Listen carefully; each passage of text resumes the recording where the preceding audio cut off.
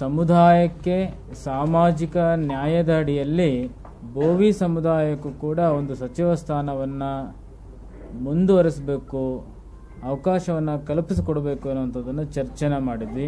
ಉಭಯ ನಾಯಕರು ಕೂಡ ಅತ್ಯಂತ ಸಕಾರಾತ್ಮಕವಾಗಿ ಸ್ಪಂದನೆಯನ್ನು ಮಾಡಿದರು. ಪ್ರಮಾಣ ವಚನದ ಸಮಾರಂಭದಲ್ಲಿ ಬೋವಿ ಸಮುದಾಯದವರು ಪ್ರಮಾಣ ವಚನ ಸ್ವೀಕಾರವನ್ನು ಮಾಡಬಹುದು ಎನ್ನುವಂತಹ ನಿರೀಕ್ಷೆ ಇಟ್ಕೊಂಡಿದ್ವಿ. ಎಲ್ಲೋ ಒಂದು ಕಡೆ ಮೊದಲನೆಯ ಸಮಾರಂಭದಲ್ಲಿ ಬೋವಿ ಸಮುದಾಯಕ್ಕೆ ಆದ್ಯತೆಯನ್ನು ನೀಡಲಾಗಿಲ್ಲ. ಇದರಿಂದ ಸಮುದಾಯ ಒಂದಿಷ್ಟು ಬೇಸರವನ್ನು ಮಾಡಿಕೊಂಡಿದೆ, ಅಸಂತೋಷಕ್ಕೆ ಒಳಪಟ್ಟಿದೆ, ಅತೃಪ್ತಿಯನ್ನು ಅನುಭವಿಸ್ತಾ ಇದೆ.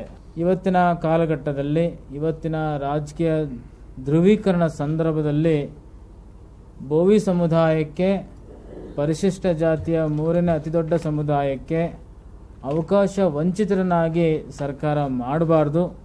ಅವಕಾಶವನ್ನು ಕಲ್ಪಿಸುವುದರ ಮೂಲಕವಾಗಿ ಬೋವಿ ಸಮುದಾಯದ ಜೊತೆಯಲ್ಲಿ ಸರ್ಕಾರ ಇದೆ, ಬೋವಿ ಸಮುದಾಯದ ಹಿತಚಿಂತನೆಯಲ್ಲಿ ಸರ್ಕಾರ ಭಾಗವಾಗಿರುತ್ತೆ ಅನ್ನೋಂಥದ್ದನ್ನು ಸಂದೇಶವನ್ನು ಕಳಿಸಬೇಕಾಗುತ್ತೆ. ಬಹಳ ದೃಢವಾಗಿರುವಂತಹ, ಬಹಳ ವಿಭಿನ್ನವಾಗಿ ಆಲೋಚನೆ ಮಾಡುವಂತಹ ಮುಖ್ಯಮಂತ್ರಿಗಳು, ಹೈಕಮಾಂಡ್ ಹಾಗೂ ನಿಕಟಪೂರ್ವ ಮುಖ್ಯಮಂತ್ರಿಗಳು ಭವಿಷ್ಯದ 8 ವರ್ಷಗಳು, ಇಲ್ಲಿಂದ 8 ವರ್ಷಗಳು ರಾಜ್ಯದಲ್ಲಿ ನೆಲೆಯೂರಬೇಕೆನ್ನುವಂತಹ ಆಲೋಚನೆಯನ್ನು ಈ ವಾರದಲ್ಲಿ ಹೆಚ್ಚು ಪ್ರಸ್ತಾಪ ಮಾಡಿರೋದನ್ನು ನಾವು ಗಮನಿಸಿದರೆ, ಅದಕ್ಕೆ ಪೂರಕವಾಗಿ ಪರಿಶಿಷ್ಟ ಜಾತಿಯಲ್ಲಿ ಬರುವಂತಹ ಪ್ರಮುಖ ಸಮುದಾಯಗಳಿಗೆ, ಅದು ಬೋವಿ ಆಗಿರ್ಬೋದು, ಬಂಜಾರ ಆಗಿರ್ಬೋದು, ಪ್ರತಿಯೊಬ್ಬರಿಗೆ ಅವಕಾಶವನ್ನು ಮಾಡಿಕೊಡೋದ್ರ ಮೂಲಕವಾಗಿ ತಮ್ಮ ಸ್ಥಾನಗಳನ್ನು ಕೂಡ ಭದ್ರಪಡಿಸ್ಕೊಳ್ಳೋದಕ್ಕೆ ಒಂದು ಕಿವಿ ಮಾತನ್ನು ಕೂಡ ಈ ಮೂಲಕ ನಾವು ಹೇಳ್ತಿರುವಂತಹದ್ದು.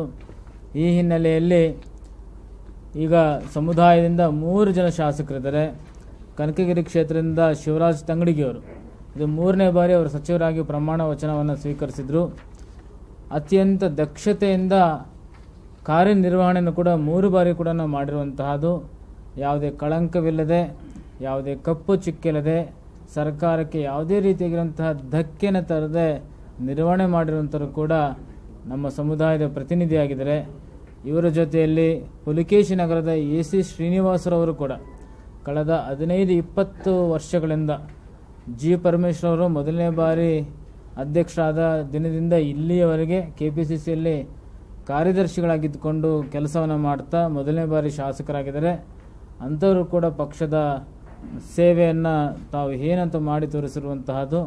ಅದರ ಜೊತೆಯಲ್ಲಿ ಇತ್ತೀಚೆಗೆ ಕಾಲಕ್ಕೆ ಅಧೀನರಾಗಿರುವಂತಹ ಪಾವಗಡದ ವೆಂಕಟರಮಣಪ್ಪರ ಸುಪುತ್ರ, ಕಳೆದ ಅವರ ಕುಟುಂಬ ಸ್ವತಂತ್ರದ ನಂತರದ ರಾಜಕೀಯ ಪ್ರಾರಂಭ ಆದಾಗಿಂದ ಇಲ್ಲಿಯವರೆಗೆ ಪೂರ್ಣ ಪ್ರಮಾಣದಲ್ಲಿ ಪಕ್ಷದ ಜೊತೆಯಲ್ಲಿ ಗುರುತಿಸಿಕೊಂಡು ಪಕ್ಷ ಸಂಘಟನೆಯಲ್ಲಿ ಅತ್ಯಂತ ತಮ್ಮದೇ ಆಗಿರುವಂಥ ಪ್ರಭಾವವನ್ನು ಮೂಡಿಸ್ತಾ ಪಕ್ಷಕ್ಕೆ ಗಟ್ಟಿತನವನ್ನು ತಂದುಕೊಡೋದ್ರಲ್ಲಿ ಆ ಕುಟುಂಬ ಹೆಚ್ಚು ತಮ್ಮ ಸೇವೆಯನ್ನು ಮಾಡಿದೆ. ಅಂಥರೂ ಕೂಡ ಯುವ ನಾಯಕತ್ವವನ್ನು ವಹಿಸಿಕೊಂಡು ತುಮಕೂರು ಜಿಲ್ಲೆಯಲ್ಲಿ ಪಾವಗಡದಲ್ಲಿರುವಂತಹದ್ದು.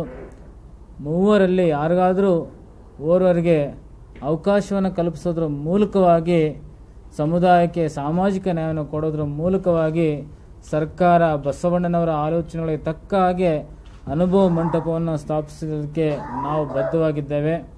ಸರ್ವ ಸಮುದಾಯಗಳಿಗೆ ಸಮಾನ ಅವಕಾಶವನ್ನು ಮಾಡಿಕೊಡುವ ಪ್ರಯತ್ನವನ್ನು ಮಾಡ್ತೀನಂತಹ ಸಂದೇಶವನ್ನು ಸಾರಬೇಕಾಗಿದೆ. ಈ ನಿಟ್ಟಿನಲ್ಲಿ ಬರುವ ಸಂಪುಟ ವಿಸ್ತರಣೆಯಲ್ಲಿ ಅವಕಾಶವನ್ನು ಮಾಡಿಕೊಡ್ತಿರುವಂತಹ ವಿಶ್ವಾಸವನ್ನು ನಾವು ಇಟ್ಕೊಂಡಿದ್ದೇವೆ. ಈಗಾಗಲೇ ಮುಖ್ಯಮಂತ್ರಿಗಳಾದಂತಹ DK ಶಿವಕುಮಾರ್ ಅವರಿಗೆ ಹಾಗೂ ನಿಕಟಪೂರ್ವ ಮುಖ್ಯಮಂತ್ರಿಗಳಂತಹ ಸಿದ್ದರಾಮಯ್ಯ ಅವರಿಗೆ ಭೇಟಿ ಮಾಡಿದ್ದೇವೆ. ಮುಂದೆ ಖರ್ಗೆ ಅವರಿಗೆ ಹಾಗೂ ಇನ್ನಿತರ ಹೈಕಮಾಂಡ್ ಅವರಿಗೆ ಭೇಟಿ ಮಾಡಿ ಸಮುದಾಯದ ಒತ್ತಡವನ್ನು ತರೋದ್ರ ಮೂಲಕವಾಗಿ ಸಾಮಾಜಿಕ ನ್ಯಾಯವನ್ನು ಪಡೆಯುವಂಥ ಪ್ರಯತ್ನವನ್ನು ಮಾಧ್ಯಮದ ಮೂಲಕ ಮಾಡ್ತೇವೆ.